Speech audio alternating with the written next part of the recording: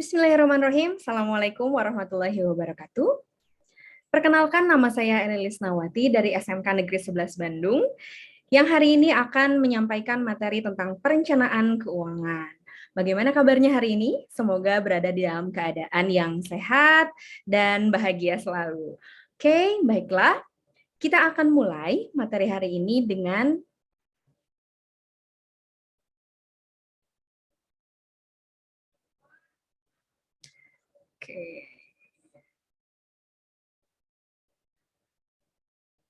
materi hari ini akan kita mulai dengan judul perencanaan keuangan. Mari kita awali pembahasan hari ini tentang fenomena nilai uang. Fenomena yang terjadi ketika nilai uang 10 tahun yang lalu dengan fenomena nilai uang saat ini. Nah, coba kalian bandingkan nih ketika diberikan uang sejumlah Rp10.000 saat 10 tahun yang lalu, mungkin kalian usia SD ya. Dan ketika kalian diberikan uang dengan nilai yang sama, yaitu Rp10.000 dengan waktu saat ini, saat kalian seusia SMK. Kira-kira saat SD dengan uang tersebut, apa saja sih yang dapat dibeli? Nah, dan apa saja yang dapat dibeli juga dengan nominal tersebut, yaitu Rp10.000 dalam waktu saat ini. Nah, kalau zaman dulu dengan uang Rp10.000, misalnya kita pergi ke warung, kita dapat membeli begitu banyak makanan atau cemilan ya. Tapi dibandingkan dengan keadaan saat ini di tahun 2022 khususnya, uang Rp10.000 mungkin hanya cukup untuk beli 5 snack atau 5 permen saja. Ya kan? Jadi apa simpulannya? Nah, simpulannya adalah semakin hari, semua harga barang itu mengalami kenaikan harga.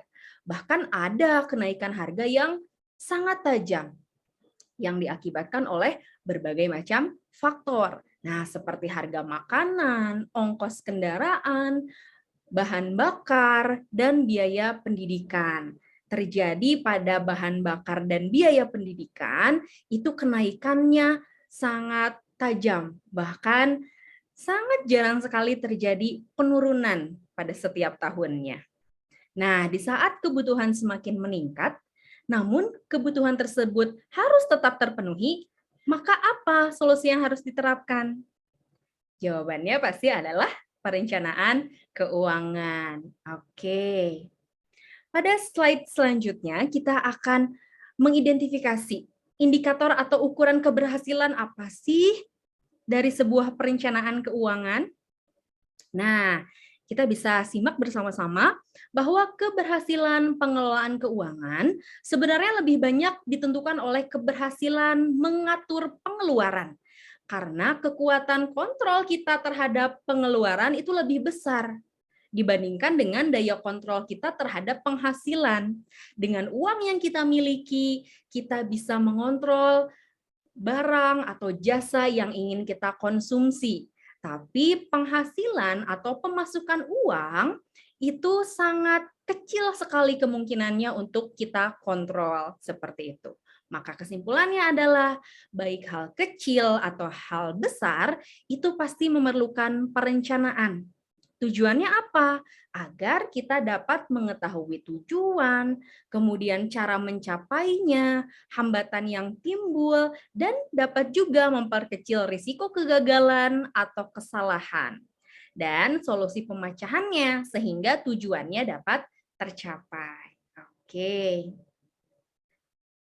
Nah, berikutnya kita akan membedakan nih, mana sih yang disebut, apa sih yang disebut dengan keinginan dan kebutuhan. Karena istilah tersebut sering kita gunakan dan bahkan sering tertukar. Apalagi pada zaman sekarang, itu lumayan sulit membedakan antara keinginan dan kebutuhan. Nah, ada contoh kasus seperti ini. Pernah nggak kalian merasa tergoda dengan sebuah makanan pada tayangan mukbang di YouTube misalnya. Padahal baru saja beberapa saat yang lalu atau 30 menit yang lalu kalian makan siang. Otomatis perut itu masih terisi dengan penuh ya. Namun tiba-tiba seolah rasa lapar kembali menyerang ya. Padahal ternyata itu bukan sebuah kebutuhan tetapi keinginan. Nah, dari kasus itu mari kita membedakan antara keinginan dan kebutuhan sesuai definisinya dan mudah-mudahan bisa diterapkan dalam kehidupan. Nah, kalau makan siang itu kan merupakan kebutuhan, bahkan kebutuhan yang utama ya, kebutuhan papan. Nah, sedangkan menginginkan memakan sesuatu itu adalah sebuah keinginan. Nah, sampai di sini mudah-mudahan bisa dimengerti ya. Apa sih perbedaan antara keinginan dan kebutuhan? Dan mana yang harus kita prioritaskan? Oke, jika disimpulkan, kebutuhan adalah keadaan yang ditimbulkan dari rasa kekurangan terhadap suatu hal, yang jika tidak dipenuhi akan menimbulkan deprivasi atau ke kualitas hidup yang di bawah kewajaran. Jika diartikan, kebutuhan adalah keadaan yang timbul dari rasa kekurangan terhadap suatu hal, yang jika tidak dipenuhi akan menimbulkan deprivasi, yaitu kualitas hidup yang di bawah kewajaran. Nah, secara umum, kebutuhan dasar manusia itu terdiri atas 3 bagian. Yang pertama, kebutuhan fisik. Apa saja? Di antaranya adalah makanan, pakaian, dan keamanan. Kebutuhan yang kedua adalah kebutuhan sosial yang terdiri atas memiliki pasangan dan rasa kasih sayang yang dirasakan. Yang terakhir adalah kebutuhan individual yang diantaranya pengetahuan dan kemampuan mengekspresikan diri. Sedangkan keinginan merupakan kebutuhan yang dibentuk oleh lingkungan, oleh budaya, dan oleh pengalaman pribadi masing-masing individu. Jadi setiap individu pasti keinginannya berbeda-beda. Semakin banyak terpapainya individu oleh informasi dan keberagaman objek, maka akan banyak juga keinginan yang timbulnya. Nah, manusia itu cenderung lingkupnya sangat sempit. Namun kebutuhan manusia itu cenderung lingkupnya lebih sempit gitu dibandingkan dengan keinginan yang lingkupnya sangat tidak terbatas. Nah, ada juga nih faktor berkembangnya teknologi. Maka semakin sulit nih dibedakannya antara kebutuhan dan keinginan. Selain itu, para produsen juga berusaha sekuat tenaga menciptakan hal-hal baru yang beragam dan marketer juga semakin berlomba nih untuk membangun persepsi menggiurkan terhadap produk yang menimbulkan keinginan konsumen untuk membeli. Nah, semoga kita tidak merasa bingung ya, mana sih yang tergolong kebutuhan dan mana juga yang tergolong kepada keinginan. Pada intinya, mengutamakan kebutuhan adalah hal yang baik daripada mengutamakan keinginan. Kemudian ketika sudah kita pahami perbedaan antara kebutuhan dan keinginan, mana yang harus diutamakan, kita juga perlu merencanakan keuangan dengan menempuh langkah-langkah sebagai berikut. Yang pertama, kita harus bisa mengatur atau memanage arus kas. Bagaimana caranya? Caranya adalah dengan mencatat dengan detail dan teliti semua pemasukan, pengeluaran, serta sisa saldo secara berkala. Bagi yang sudah bekerja biasanya dicatat per bulan sesuai dengan gaji atau penghasilan yang masuk. Kemudian kita juga harus melakukan perencanaan investasi. Merencanakan investasi jangka pendek dan jangka panjang. Jangka pendek itu biasanya dengan cara kita membeli perhiasan, kemudian dijual kembali dalam waktu yang singkat. Karena perhiasan itu akan dengan mudah bisa ditukar dengan bentuk uang. Nah, sedangkan investasi jangka panjang itu bisa berupa tabungan deposito, tanah dan bangunan, obligasi, serta saham yang baru akan terasa keuntungannya ketika setelah ada di beberapa tahun mendatang. Biasanya minimal 5 tahun dan kelipatannya seperti 10 dan 15 tahun ke depan. Yang ketiga, kita harus melakukan perencanaan pengelolaan risiko dan asuransi.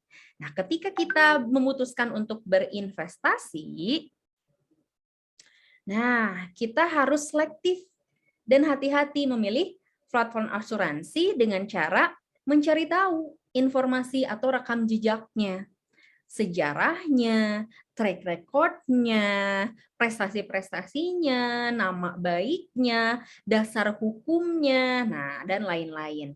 Kita juga harus tahu risikonya seperti besar kecil keuntungan, fluktuasi keuntungan, kemudian besar kecil kerugian, dan lain-lain.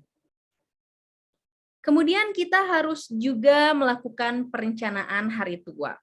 Ketika kita tua nanti sekitar usia 60, di mana kita berhenti dalam usia produktif, kita harus sudah merealisasikan perencanaan hari tua tersebut. Nah, apa saja sih kira-kira perencanaan untuk hari tua? Yang pertama pasti membiayai segala kebutuhan sehari-hari ketika kita sudah tidak bekerja. Karena tidak mungkin kita mengandalkan orang lain misalnya atau anak untuk membiayai kebutuhan kita. Kemudian ada juga biaya pendidikan anak. Ketika kebetulan mungkin kita sudah tidak bekerja di usia tersebut. Mungkin akibat PHK atau hal lain yang mengakibatkan kita tidak bekerja seperti itu. Berikutnya yang harus kita lakukan dalam perencanaan keuangan adalah merencanakan pajak. Pajak adalah kewajiban yang harus ditunaikan oleh warga negara Indonesia dengan segala jenis-jenisnya seperti pajak kendaraan, pajak bangunan, pajak penghasilan, dan lain sebagainya. Nah, yang terakhir kita juga harus merencanakan distribusi kekayaan, hibah, dan waris. Berikutnya, setelah kita melakukan langkah-langkah perencanaan, kita juga wajib mengetahui tujuan perencanaan keuangan kita itu untuk apa. Nah, pastinya agar kita merasa bebas finansial. Apa maksudnya? Bebas finansial. Bebas finansial itu berarti kita berhasil dalam mencapai tujuan-tujuan kehidupan yang berhubungan dengan keuangan. Contohnya, pemenuhan kebutuhan, keinginan, dan bebas dari kesulitan keuangan akibat utang. Biasanya cicilan-cicilan ya, seperti rumah, kendaraan, kemudian aset-aset yang lain yang kita cicil.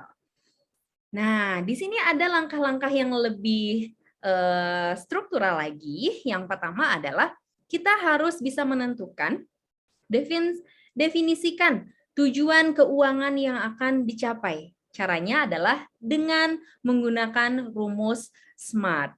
Di antaranya adalah spesifik, measurable, attainable, realistic, dan timely. Spesifik adalah ketika kita merencanakan keuangan, jangan menggunakan kata yang bermakna ganda atau tidak dapat dipahami secara jelas. Misalnya, saya ingin kaya. Nah, kaya itu kan belum bisa menentukan jumlah uangnya atau jumlah aset yang kita miliki, seperti itu. Kemudian measurable harus terukur, attainable, realistic, dan timely. Hal yang paling penting adalah timely. Jadi perencanaan keuangan kita harus terukur waktunya. Ada jangka pendek dan ada jangka panjang. Tentukan ketika 10 tahun ke depan kita sudah mempunyai apa saja. 15 tahun ke depan kita sudah bebas dari utang misalnya. 20 tahun ke depan tabungan kita sudah mencapai nominal sekian untuk digunakan pada kegiatan tertentu misalnya. Nah, seperti itu. Kemudian yang kedua, kita harus memeriksa kondisi keuangan saat ini. Caranya adalah dengan mencatat arus kas sedetail mungkin secara berkala. Cara yang kedua adalah membuat neraca pribadi. Bagaimana caranya? Caranya adalah dengan membuat rumus, yaitu total aset yang kita miliki dikurangi dengan utang kita yang sedang berjalan. Nah, itulah kekayaan bersih yang sedang kita miliki saat itu. Dan yang ketiga, mengecek rasio kesehatan keuangan. Ternyata keuangan juga harus sehat ya. Kita harus tahu nih persentase maksimal utang kita sesuai dengan penghasilan. 30% hutang, 30% dari penghasilan kita adalah hutang maksimal. Jadi sehingga kebutuhan dan keinginan masih bisa terpenuhi dari penghasilan tersebut. Kemudian bagaimana juga caranya kita melunasi utang, kemudian bagaimana juga tingkat produktivitas aset kita, dan lain sebagainya. Yang ketiga tujuannya adalah untuk mempertimbangkan kesenjangan antara kondisi keuangan saat ini dengan tujuan keuangan yang dapat dicapai. Nah, yang berikutnya membuat rencana keuangan. Kita harus mementingkan juga asuransi jiwa, kesehatan, kecelakaan, hari tua, dana pensiun, dan lain-lain. Jadi kita cicilkan atau bayarkan bertahap, bayarkan perlahan mulai dari sekarang, sehingga semua dapat terproteksi dengan baik. Nah, berikutnya adalah melaksanakan rencana keuangan yang telah disusun tersebut. Setelah melaksanakan, baru terakhir mereview perkembangan pencapaian keuangan tersebut secara berkala. Berikutnya tentang konsep nilai uang di masa depan. Nah, hal ini berhubungan dengan inflasi. Inflasi itu adalah kenaikan harga barang dan jasa secara umum dan terus-menerus dalam jangka waktu tertentu. Misalnya, ketika 10 tahun yang lalu kita bisa membeli begitu banyak barang di toko swalayan hanya dengan uang 50.000. Bahkan kebutuhan bulanan atau per 2 minggu kalian sebagai anak SMK itu terpenuhi dengan uang Rp50.000. Tapi beda dengan anak SMK pada saat ini. Uang dengan nominal 50.000 tersebut mungkin hanya cukup untuk membeli kuota selama 2 minggu misalnya, atau selama 1 bulan. Nah, seperti itu kan yang terjadi saat ini ya. Maka dari itu, faktor inflasi sangat penting untuk diperhitungkan. Karena setiap tahun negara kita pasti mengalami inflasi. Tercatat nilai inflasi itu meningkat 6% per tahun. Maka biaya yang diperlukan untuk tahun depan akan naik cukup signifikan. Lalu bagaimana sih cara perhitungannya? Misalnya, kita ingin membeli barang, namun uang kita belum terkumpul. Dengan kita mengumpulkan misalnya per hari atau per minggu dengan nominal tertentu, uang tersebut akan terkumpul di tahun depan atau 3 tahun ke depan untuk membeli barang tertentu tersebut. Nah, misalnya kita ambil contoh TV atau televisi dengan merek A ukuran 50 inci, itu harganya 10 juta rupiah. Lalu bagaimana cara menghitungnya? Nah, jika uang kalian diperkirakan akan terkumpul 1 tahun ke depan, maka nilai awal tahun tersebut senilai 10 juta rupiah untuk televisi merek A 50 inci, kemudian ditambahkan dengan 100% ditambah 6% inflasi tersebut. Maka terhitung 106%, kemudian dikalikan. Maka harga televisi merek A50 inci pada tahun berikutnya harganya naik menjadi Rp10.600.000. Nah, jika uang kalian terkumpulnya 2 tahun atau 3 tahun ke depan, maka tambahkan kembali Rp600.000 setiap tahun. Jadi nominalnya di tahun kedua adalah 11.236.000 dan di tahun ketiga adalah 11.136.000. 910.000 jika inflasinya tetap sebesar 6%. Nah, materi berikutnya adalah tentang platform keuangan. Nah, platform keuangan itu pastinya memberikan manfaat ya bagi kita. Jadi kita bahas manfaat platform keuangan. Apa sih manfaatnya? Manfaatnya adalah dapat membantu dalam mengelola keuangan secara digital. Nah, adapun beberapa fasilitas yang disuguhkan diantaranya adalah online banking, jual beli saham, kemudian transaksi jual beli barang dan jasa, ada juga peminjaman uang secara online ya, dan mempermudah kita dalam bertransaksi jual beli barang dan jasa. Namun, ketika kita memilih platform, kita harus sangat selektif dan berhati-hati. Mengapa? Karena ketika kita mendaftarkan kepada satu platform keuangan tertentu, otomatis kita akan mengisi atau memberikan data pribadi kita. Nah, jangan sampai data pribadi tersebut jatuh kepada orang yang tidak bertanggung jawab. Maka caranya, kalian harus bisa mengenali sejarah platform tersebut, kemudian mencari berbagai informasi dari manapun, serta mencari juga track record-nya seperti apa. Kita bisa bertanya kepada orang yang sudah menggunakan platform tersebut, atau kita bisa mencari informasi di media yang lain. Seperti itu. Untuk materi terakhir, yaitu tentang profesi perencanaan keuangan. Nah, profesi ini memang masih terdengar asing ya di kalangan anak muda tentunya, karena yang populer di kalangan anak muda tentang profesi yang berhubungan dengan keuangan biasanya hanya teller bank misalnya, kemudian di bagian perpajakan, seperti itu. Untuk profesi perencanaan keuangan atau sering disebut dengan konsultan keuangan, sepertinya masih agak asing ya terdengarnya. Oke, nah profesi perencanaan keuangan yaitu profesi pada bidang sertifikasi. Nah, atau sering disebut juga konsultan keuangan seperti saya sebutkan tadi, yang dilaksanakan oleh lembaga FPSB atau Financial Planning Standard Board Indonesia.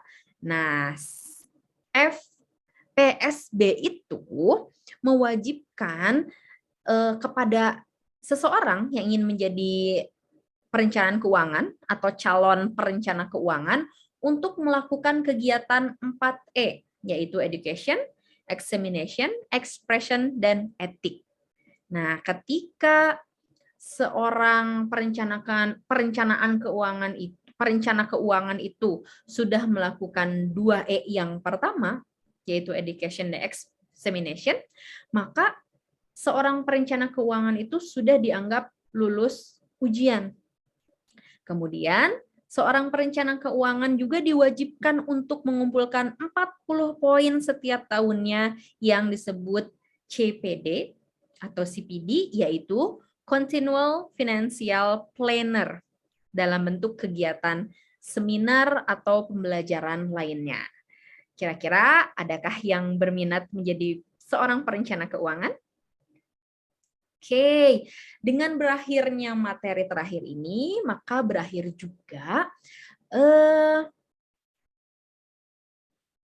juga penyampaian materi dari saya kepada kalian semua.